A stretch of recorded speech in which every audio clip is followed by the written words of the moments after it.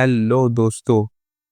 क्या हाल चाल है? उम्मीद करता हूँ आप सब खैरियत से होंगे। तो ओके, तो आज हम अपने HTML प्लेलिस्ट का आगाज़ करने लगे हैं। बेसिकली इस प्लेलिस्ट में 9 या 10 वीडियोस होंगे। आई थिंक शॉर्ट शॉर्ट सी वीडियो होंगे।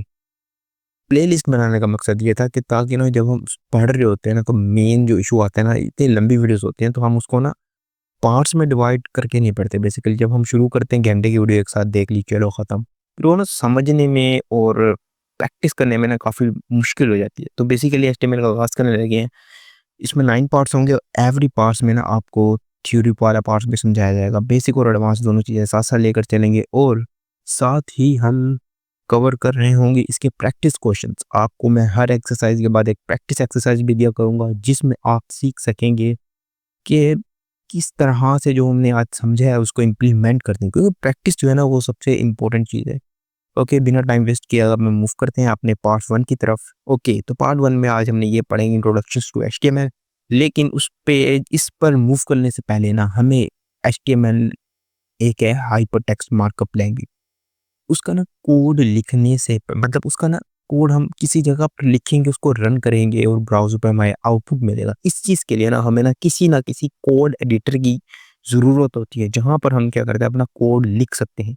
इसके लिए मैं काफ़ी सारे ऑप्शन होते हैं, जैसे VS कोड हो गया, पाइचार्म हो गया, और उसके बाद हो गया स्पाइडर हो गया। इस तरह काफ़ी सारे कोड एडिटर होते हैं, लेकिन मैं यूज़ करता हूँ सबसे बेस्ट इंस VS code, visual studio code. Okay, आप किसी भी ब्राउज़र में जाएँ, वहाँ लिखें install VS code. Okay, first link आएगा, उस पे क्लिक करेंगे। मेरे इंटरनेट आई थिंक काफ़ी स्लो है। हो जा भाई, हो जा, मूव हो जा आगे।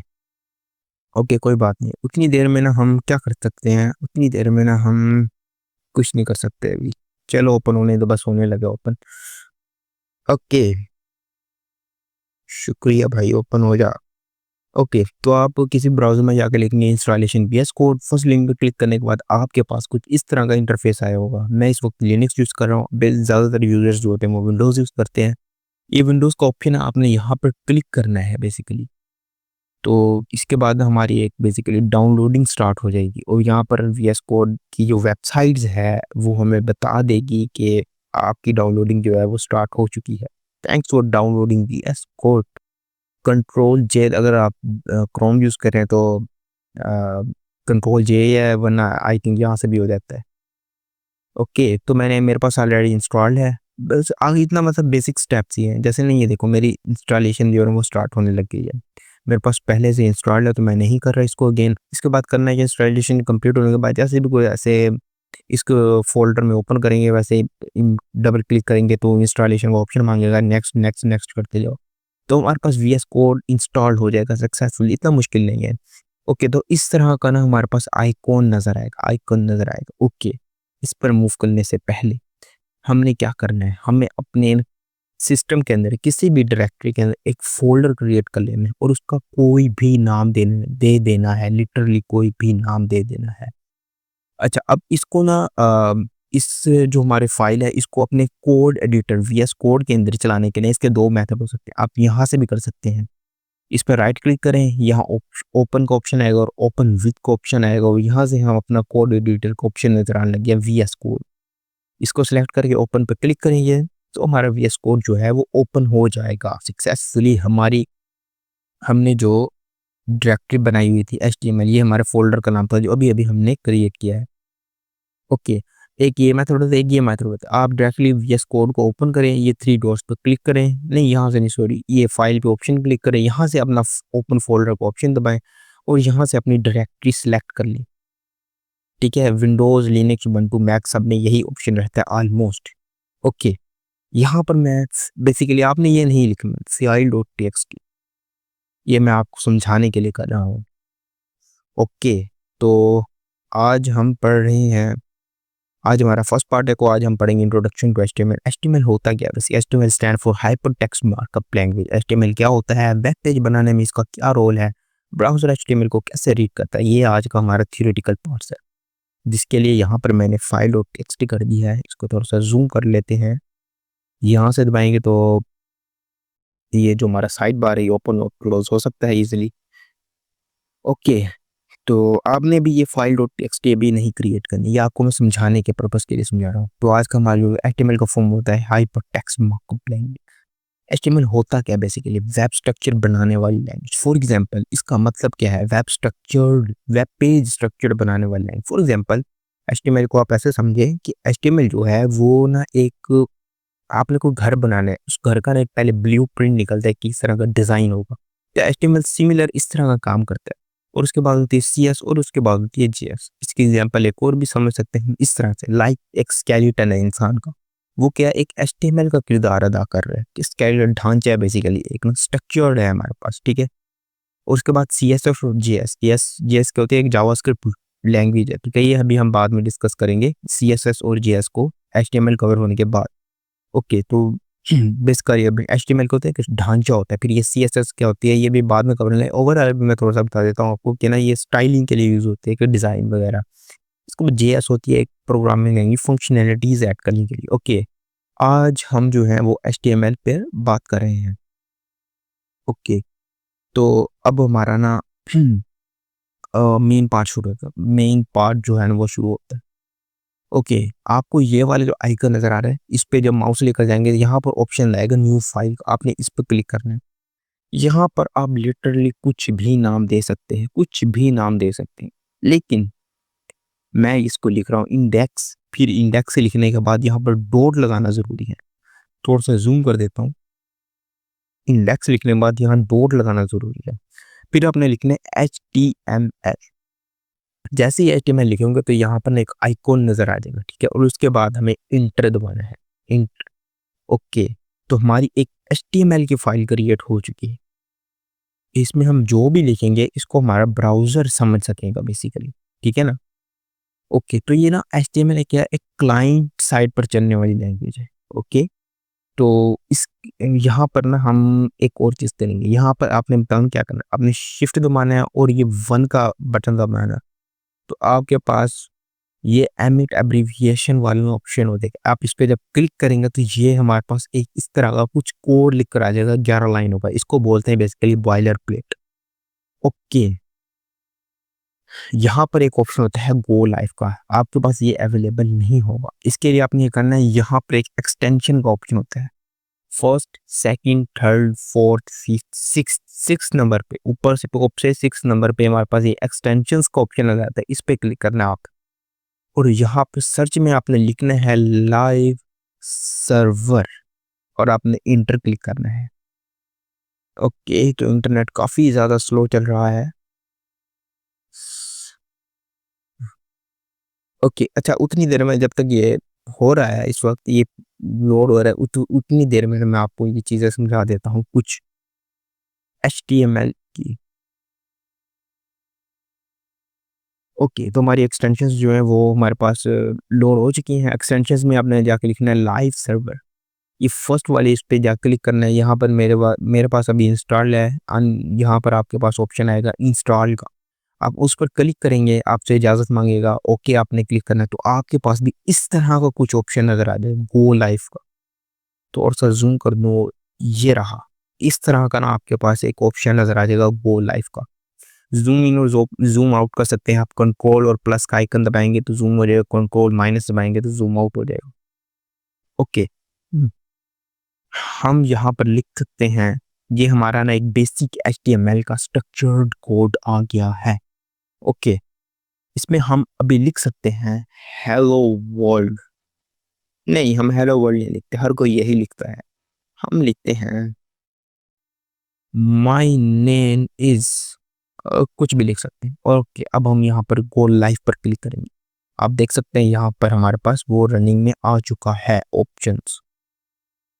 यहाँ पर हमें अपना आउटपुट शो हो जाएगा माय नेम जो हमने यहाँ लिखा होगा। अच्छा, एक और चीज, आपने जैसे कुछ लिखे है बाय डिफॉल्ट, जब आप फर्स्ट टाइम इंस्टॉल करते हैं तो आप कोई कुछ भी लिखते हैं ना, कुछ भी लिखते हैं ना, कंट्रोल और एस दबाना लाजमी है।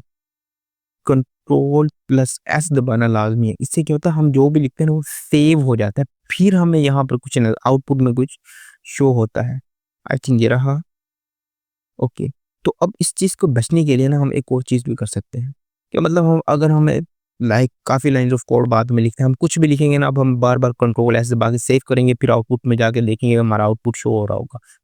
ओके, तो इस चीज़ से बचने के लिए ना एक और चीज़ भी कर सकते हैं, ये फाइल के ऑप्शन में जाना है आपने और यहाँ पर एक ऑप्शन होगा ऑटो सेव का।